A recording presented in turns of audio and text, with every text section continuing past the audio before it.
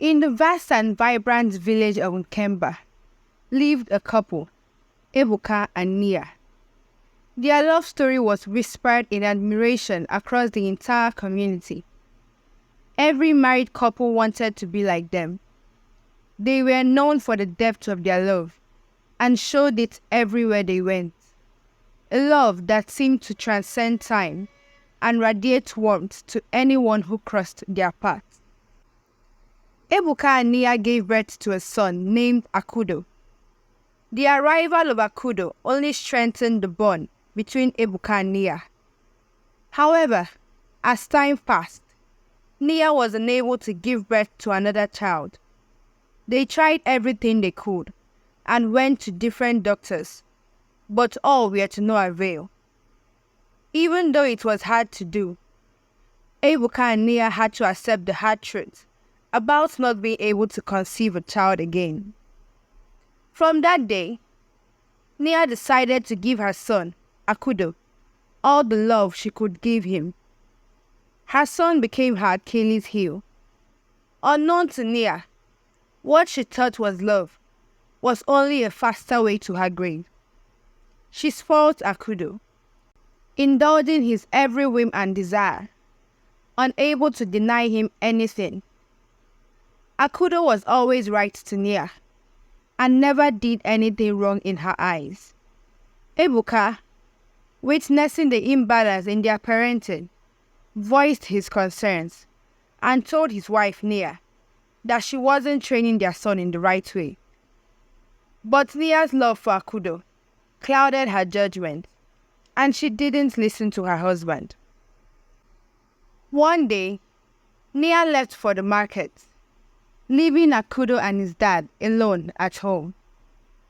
Akudo was playing and jumping around the house. His dad told him to stop, but because of how stubborn he was, Akudo didn't listen. He ended up breaking a pot while playing. This made Ebuka, his father, very angry. Ebuka resorted to shouting at him, trying to caution him. But his wife, Nia, came into the house and saw him shouting at Akudo. This made Nia very furious. She carried Akudo and warned Ebuka, her husband, never to shout at her son again. Ebuka, knowing that his wife wasn't training their son in the right way, told her that she would live to regret it. Nia paid no attention to what her husband said and went away with Akudo. As Akudo grew, so did his sense of entitlement and stubbornness. The community, once enamored by the couple's love, began to witness the negative effects of Akudo's upbringing. His unruly behavior became a topic of discussion, but Nia, blinded by her love for her only child, dismissed any criticism. Akudo made friends with only rich and wealthy people because of how pompous he was. He didn't want to have anything to do with average people. On his 22nd-year-old birthday, Akudo sat with his friends to celebrate, but they mocked at him, saying he was getting old but not getting rich. They encouraged him to think of how to get wealthy, although they said this while laughing at him. This made Akudo feel very bad. His ego was hurt. After his friends went back, he spoke to one of them named Femi. He asked Femi how they all got the kind of money they had. Femi laughed and laughed. He told Akudo that they all do business. But I do business also. How come I am not rich? Akudo said to Femi. Looking around to make sure no one would hear what he had to say, Femi whispered to Akudo, "We do rituals." Akudo looked at him with so much shock in his eyes. He couldn't believe what he just heard. After giving it little thought, Akudo made up his mind that he was going to do anything to become wealthy. He asked Femi for directions, and Femi told him all he needed to do. The next day, Akudo visited the shrine, located in a neighboring community. Forfemi directed him there. The native priest welcomed him and asked him what he wanted.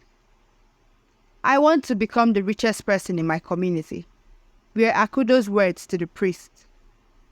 The priest assured him of all the wealth in the world. But in exchange for that, he had to sacrifice something he loved the most. The priest asked Akudo again, "Are you sure you are ready for this?" Without any hesitation, Akudo said yes. After the cunning priest was done doing his incantations and enchantments, sensing Akudo's desperation, he proposed the sinister solution to his financial woes: the sacrifice of his mother. Akudo was filled with so much shock. He didn't see this coming. He immediately got up and told the native doctor that he could never sacrifice his mother for wealth. She was the only one that loved him.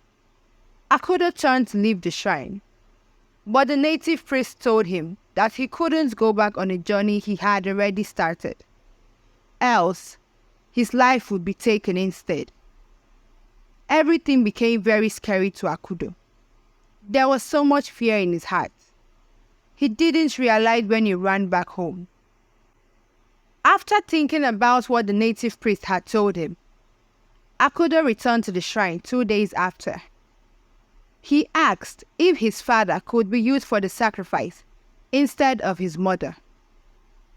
The native priest sternly refused, claiming the sacrifice must be the one who he loved the most. Out of desperation and tied hands, Akudo had to agree with the native priest's proposal. The next day, Akudo returned home and started playing nice with his mother.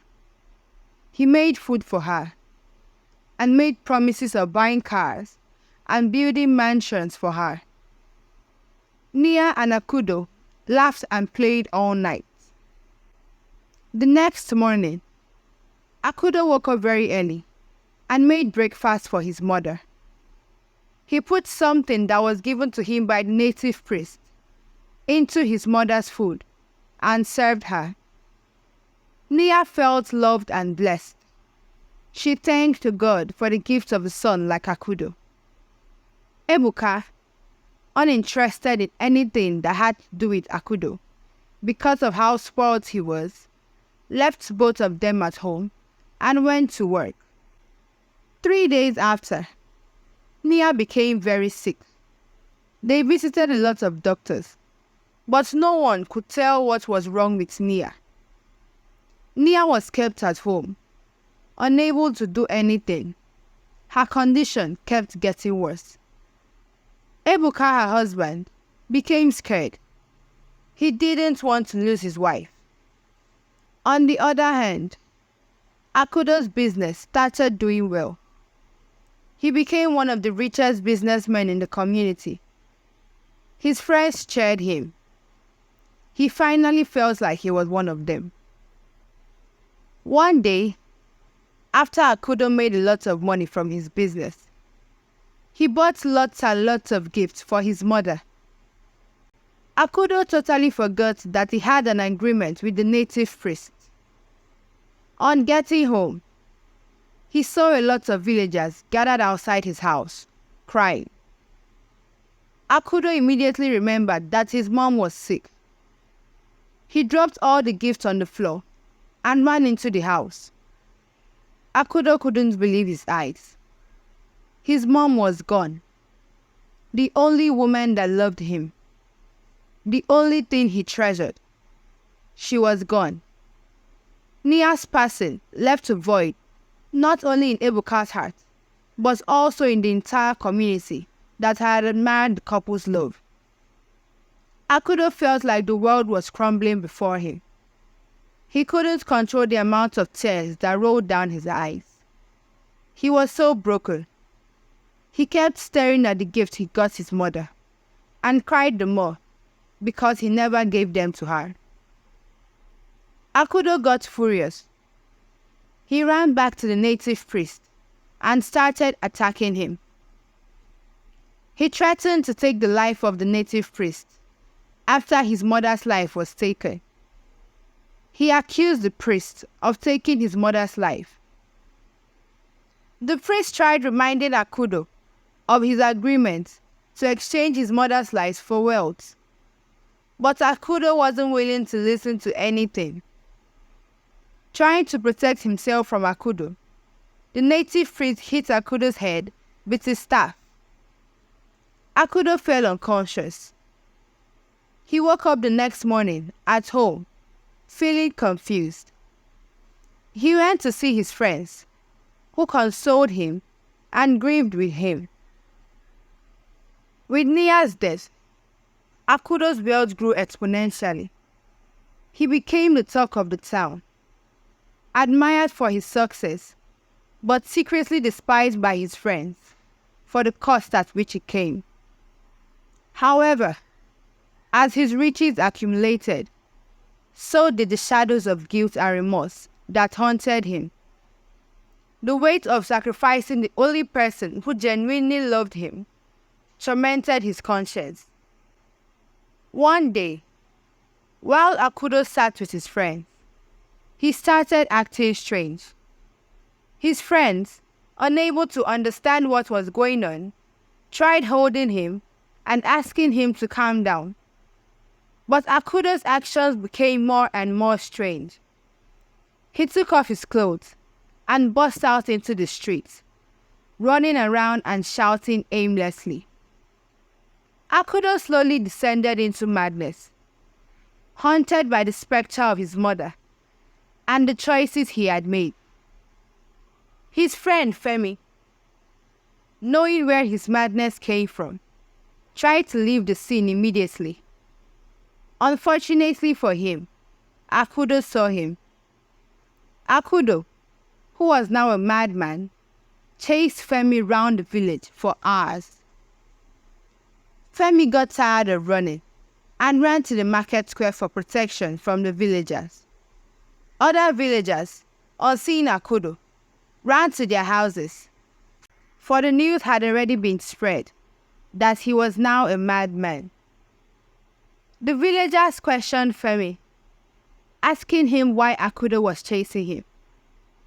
Femi had no choice but to tell the villagers how Akudo and all his friends got to their wealth. Akudo's friends were despised in the village and looked down on for gaining wealth through diabolic means. This made them feel uncomfortable. They ended up moving out from the village. Ebuka kept mourning his dear wife.